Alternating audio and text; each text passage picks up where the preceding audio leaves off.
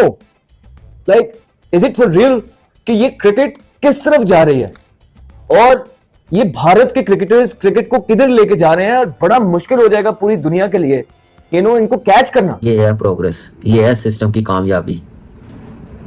हमारी तरह नहीं है कि जैसे हम लोग सिलेक्शन करते हैं। ये किस सोच के साथ क्रिकेट खेल रहे हैं। अब जो प्लेयर आ रहा है मार रहा है, जो प्लेयर आ रहा है मार रहा है। अबे भाई क्या सामने क्या लल्लू पंजू प्लेयर हैं? मतलब दुनिया की जो भी जिस भी टीम से मैच इंग्लैंड की टीम खेलती है, क्या लल्लू पंजू है, क्या है, जाहिल है, क्या पागल के बच्चे हैं, कौन है? मतलब उनको क्रिकेट नहीं खेलनी आती, उनको पता नहीं है बॉलिंग करने का, या कौन लोग हैं वो? मुझे समझ नहीं आती। मुझे बड़ा गुस्सा आता है इनकी क्रिकेट को देख के ना, जिस तरीके से बैटिंग करते हैं। भाई एक आध मैच में चल जाएगा कोई, वो ऐसा चलेगा वो एक्स्ट्रा बैटिंग कर देगा। जिंदगी में सुकून लिखा ही नहीं हुआ, एक टेंशन जाती है तो दूसरी सामने आके खड़ी होती है।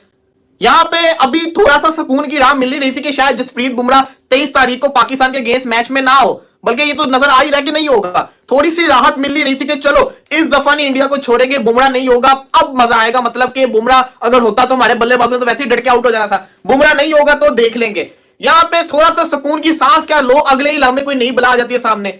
अब ये हर्षित राणा आपके सामने है। उनका सिस्टम स्ट्रॉन्ग है, इन प्लेयरों की कामयाबी है, प्रोसेस है, प्रोफेशनली डील करने वाले हैं, सिस्टम को चलाने वाले, शॉर्टकट रास्ते से सिलेक्शन नहीं करते, अपने सिस्टम को खराब नहीं करते, अपने नेगेटिव दिमाग उन्होंने नहीं रखे हुए। मार मार के दुम्बा बना दिया। एक्स्ट्राऑर्डिनरी मैच हुआ। सबसे पहले तो मैं इंग्लैंड की बैटिंग लाइनअप की बात करता हूँ। ये जो बेसबॉल वाली क्रिकेट है ना, ये इनकी खत्म हो जाएगी थोड़े अरसे बाद, और मेरे ख्याल में खत्म हो भी रही है आहिस्ता आहिस्ता। मुझे नहीं समझ आती कि कौन इनको एडवाइजर दे रहा है, या मकलम जो हेड कोच है, या इनका जो एक सिस्टम है जो चला रहा है इस क्रिकेट को, या इंग्लैंड में जो भी कोचिंग कोर्सेज होते हैं, या जो अब बिल्कुल इनका सिस्टम जो नीचे लेवल से शायद बदलता जा रहा है कि हमने भाई आड़ा उड़ी वाली क्रिकेट खेलनी है। हर्षद राणा का खेलना आज बहुत बड़ा एक इशारा है, क्योंकि हर्षद राणा को पीछे रखा ही इसलिए गया था कि अगर जसप्रीत बुमराह की यहाँ अवेलेबिलिटी नहीं होती, और सुनने में आ जाए कि जसप्रीत बुमराह आजकल में उनके स्कैन्स भी होंगे और फिर एक पिक्चर क्लियर हो जाएगी, तो हर्षद राणा और यशस्वी जायसवाल को आज डेब्यू मिला। हिंदुस्तान बामुकाबला इंग्लिस्तान, और हिंदुस्तान ने बहुत बुरी तरह फेंटा लगाया इंग्लैंड को, और इंग्लैंड बहुत बुरी तरह हारा है इंडिया से, क्योंकि इंग्लैंड एक ऐसी ब्रांड ऑफ क्रिकेट खेल रहा है जो T20 का फॉर्मेट है वो 50 ओवर्स में ले आए। यार यहाँ पे कौन इनिंग्स बनाएगा, कौन रन बॉल खेलेगा, कौन कंस्ट्रक्ट करेगा इनिंग्स, कौन एंकर करेगा, कौन स्लॉगिंग करेगा? वो T20 वाला दिमाग उठा के आप 50 ओवर्स में आ गए। शामी के आने से आपकी बॉलिंग का जो आउटलेट है, टेम्पलेट है, बिल्कुल चेंज हो गया। I think Shami is a great sport. आज तो बिल्कुल अंधा कर दिया शामी। ऑल इन ऑल जिस तरह इंग्लैंड ने आगाज किया था ना, एक ताबड़तोड़ इंग्लैंड का आगाज था। भाई साहब ऐसे आए फिल सॉल्ट और क्या कहते हैं अपना बेन डकट निकल के, और हर्षद राणा डेब्यूटेंट को उन्होंने टारगेट किया। उन्होंने बोला भाई इसके खिलाफ हम रन बनाएंगे 21 ओवर में, चौका छक्का छक्का चौका चौका छक्का डॉट छक्का, और वहां लगा के भाई साहब आज जरा इंग्लैंड यहाँ फ्लाइंग आगाज पे जाएगा। आपको आज ताबड़तोड़ आगाज मिला था। आपको याद होगा ना तीसरे T20 में it was only Phil Salt, 55 Phil Salt ने बनाए थे, 10 रन नीचे से किसी ने बनाए थे, बाकी तो ऐसे थे कि किसी का पोस्टल कोड सिंगल डिजिट के ऊपर। हर्षद राणा शुरू में बिल्कुल एक्सपेंसिव हुआ, लेकिन एक यंगस्टर की खुशी की बात मुझे ये लगी कि वो बंदा रेडी था उस चैलेंज के लिए। He was ready to grab those chances. उसको पता था कि भाई अपनी लाइन और लेंथ के साथ कंसिस्टेंट रहना, अपना जो प्लान मैं मैनेजमेंट के साथ डिस्कस करके लाया हूं उसकी कंसिस्टेंसी को यानी खराब करना। अब हर्षद राणा को आपने देखा back of the line deliveries के ऊपर वो लगा रहा। जिंदगी में सुकून लिखा ही नहीं हुआ, एक टेंशन जाती है तो दूसरी सामने आके खड़ी होती है। यहां पे अभी थोड़ा सा सुकून की राह मिल रही थी कि शायद जसप्रीत बुमराह 23 तारीख को पाकिस्तान के अगेंस्ट मैच में ना हो, बल्कि ये तो नजर आ ही रहा है कि नहीं होगा। थोड़ी सी राहत मिल रही थी कि चलो इस दफा नहीं इंडिया को छोड़ेंगे, बुमराह नहीं होगा, अब मजा आएगा। मतलब कि बुमराह अगर होता तो हमारे बल्लेबाजों ने तो वैसे ही डट के आउट हो जाना था, बुमराह नहीं होगा तो देख लेंगे। यहां पे थोड़ा सा सुकून की सांस क्या लो, अगले ही लम्हे कोई नई बला आ जाती है सामने। अब ये हर्षित राणा आपके लिए व्हाइट बॉल के T20 के अंदर इसने डेब्यू किया, 3 विकेट लेके चला गया। मतलब कि एक टेंशन खत्म नहीं होती, सामने दूसरी टेंशन पहाड़ की तरह यूं सामने आके खड़ी हो जाती है कि भाई जितना खुश होना है हो लो, हुन नहीं छोड़ेंगे अपा। अब यहां पे आप बॉलिंग देखो इंग्लैंड का, आप खुद सोचो जिस टीम ने 75 रन बगैर किसी विकेट के स्टार्ट दिया हो, वो 248 के ऊपर आउट हुआ हो। हालांकि ये बड़ी बैटिंग फ्रेंडली विकेट थी। पहले हर्षित राणा फिर जडेजा, आउटस्टैंडिंग बॉलिंग की गई। आज तो हर्षदीप भी नहीं खेल रहा था भाई साहब, उन्होंने हर्षित राणा को खिलाया हुआ था। बॉलर है, 145 की पेस से बॉलिंग करना होता है, मुंह के ऊपर बॉल मारना होता है। नमस्कार दोस्तों, स्वागत है आपका मेरे एक नए वीडियो में। दोस्तों भारत और इंग्लैंड के बीच 5 T20 मैचों की श्रृंखला खत्म होते ही 3 ODI मैचों की श्रृंखला शुरू हो गई थी। भारत ने नागपुर में पहला ODI मैच बहुत शानदार तरीके से जीता था। इंग्लैंड ने पहले बैटिंग करते हुए 249 रन बनाए, भारत ने बहुत आसानी से रन बना दिए थे और जब दूसरा ओडीआई मैच शुरू हो रहा था तो काफी इंग्लैंड की तरफ से कटाक्ष हो रहा था कि इंग्लैंड की टीम वापसी करेगी, ये करेगी, वो करेगी। पाकिस्तानी भी ये चाहते थे, पाकिस्तान की मीडिया भी इंग्लैंड की तारीफ कर रही थी। लेकिन अब दूसरा ओडीआई मैच हारते ही पाकिस्तान की जो मीडिया है इंग्लैंड के ऊपर कटाक्ष कर रही है कि तुम खेल नहीं पा रहे हो, तुम किस दिशा में कैसे खेल रहे हो, क्या बैजबॉल खेल रहे हो, ये वो, मतलब दुनिया भर की बातें करके बौखला रहे हैं। कुल मिला के भारत को इतना प्रचंड जीत के साथ में देखना नहीं चाहते हैं पाकिस्तानी जो भी यूट्यूबर है, पाकिस्तान की मीडिया है। बाकी आप लोग पूरा वीडियो देखिएगा, मैं मिलता हूँ वीडियो के अंत में। स्विस के पास है लाइन और लेंथ भी है, हालांकि इसको सोल्ड ने 26 मारा था एक ओवर के अंदर। फिलिप सोल्ड ने इसको बड़ा फेंटा भी लगाया था, लेकिन उसके बाद वो डरा नहीं। लास्ट ओवर्स में कोई स्टैब्लिश्ड बैट्समैन बचता ही नहीं। अभी 5-7 ओवर रहते हैं, 8 ओवर रहते हैं, तो उनके सारे के सारे जो मेन बैट्समैन हैं वो आउट होके वापस चले जाते हैं। और यही कहानी हमने T20 में भी देखी थी। वहां पे भी आखिरी के 3-4 ओवर में उनके बॉलर्स ही कहीं ना कहीं थोड़े से रन्स करते थे अपनी टीम के लिए। बैट्समैन जिनकी जिम्मेदारी है, जिनकी रिस्पॉन्सिबिलिटी होती है कि वो अपनी इनिंग्स को इस तरह का प्लान करें कि थ्रू आउट द इनिंग्स वो खेलते रहें। T20 में भी हमें वो देखने को नहीं मिला और अभी वनडेज में भी। और ये इंग्लैंड की टीम का एक सीरियस मसला है। हाँ ठीक है, ऊपर से आके शॉट्स खेलते हैं जिस तरह से, ओपनिंग पार्टनरशिप बड़ी शानदार थी, लेकिन 6 ओवर का, 8 ओवर का, 10 ओवर का तो ये मुकाबला है नहीं। ये मुकाबला है 50 ओवर्स का।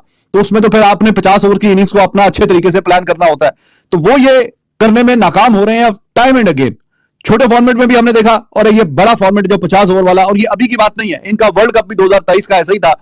मोर और लेस ये हर मैच में वहां पे भी इनके ऑल आउट हो रहे थे, सारी की सारी टीम आउट हो रही थी, और ये पूरे अपने 50 ओवर का कोटा भी नहीं खेल के जा रहे थे। और वही कहानी आज फिर भी हुई है कि तो ये एक संजीदा मसला है कि आप 50 ओवर में अपने पूरे ओवर भी ना खेल सकें। और जो टॉप ऑर्डर बैट्समैन है या वो तो अच्छा परफॉर्म करते हैं, लेकिन उसके बावजूद ओपनर के अच्छा करने के बावजूद हमने T20 में भी देखा, ओपनर की अच्छी पार्टनरशिप लग रही है, नीचे आके फिर एक के बाद एक विकेट गिरती जाती है। तो ये कहानी यहां पे भी। तो इंग्लैंड एक दफा फिर बहुत अच्छे तरीके से प्लान नहीं कर सका कि आखिरी ओवरों में भी उनका कोई स्टैब्लिश बैट्समैन खड़ा हो क्रीज पे। तो इसमें हैट्स ऑफ टू इंडिया कि उन्होंने पूरी सीरीज में ये काम करके रखा हुआ है कि उनको T20 में भी उस जोन और उस फेज में जाने नहीं देते कि एंड पे जब आप देखते हैं ना T20 में भी 3-4-5 ओवर रह गए और बैट्समैन स्टैब्लिश खड़े हुए हैं और वो चौके मारेंगे, छक्के मारेंगे, उस वाले जोन में T20 में भी नहीं जाने दिया, और आज भी उस जोन में जाने नहीं दिया। एंड पे मार मार के दुम्बा बना दिया। ब्रुक साहब जो है, मसूफ जो है, वो शॉर्ट पिच बॉल पे देखे, जितनी ब्रुक ने बातें की हैं उतनी बुरी तरह इंडिया में वो फ्लॉप हो गया।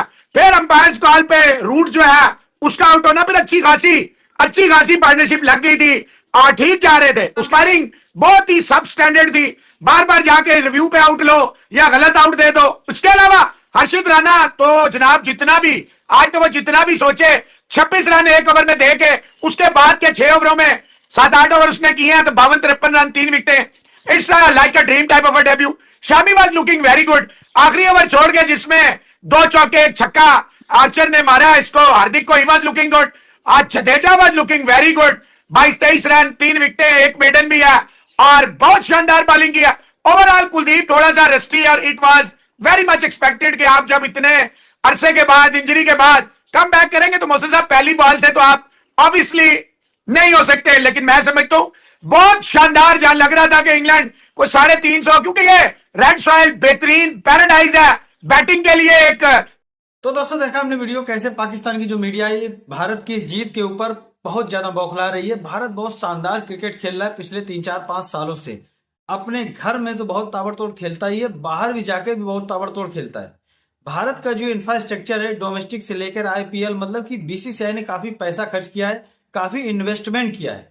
पाकिस्तान के अंदर ये सारा ढांचा नहीं है। हमारे यहाँ पे अगर सीनियर खिलाड़ी या खिलाड़ी बदल भी दिए जाते हैं, टीम बदल दी जाती है, जो भी खिलाड़ी आता है बेहतर प्रदर्शन करता है, सामने वाली टीम को बिल्कुल धराशायी कर देता है। वही चीज हमारी जो T20 की जो श्रृंखला थी उसमें देखने को मिली। पूरी नई टीम थी, लेकिन इंग्लैंड को कहीं पे भी फटकने नहीं दिया।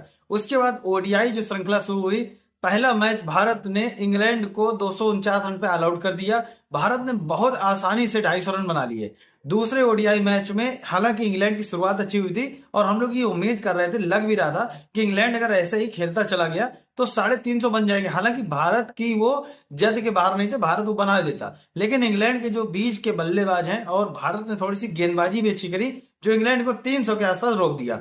अब इतने कम स्कोर में भारत को आप कैसे रोक पाएंगे? भारत आसानी से ये लक्ष्य हासिल कर लेने वाला था और वही हुआ। अंत में भारत ने मैच जीत लिया। हालांकि थोड़ी सी कठिनाई हुई, इंग्लैंड की तरफ से थोड़े से गेंदबाजों ने अच्छा एफर्ट दिखाया, लेकिन वो नाकाफी था इंग्लैंड को मैच जिताने के लिए। तो दोस्तों आप लोग क्या समझते हैं कृपया करिए कमेंट करके बताइएगा। दोस्तों इस चैनल के ऊपर क्रिकेट और स्पोर्ट की वीडियो अपलोड किए जा रहे हैं जो काफी बहुत मेहनत से अपलोड किए जाते हैं। बस आप लोगों से हाथ जोड़ के प्रार्थना, कृपया चैनल को सब्सक्राइब कर लें वीडियो को लाइक कर दें। मिलते हैं एक नए वीडियो में, तब तक के लिए जय हिंद, वंदे मातरम।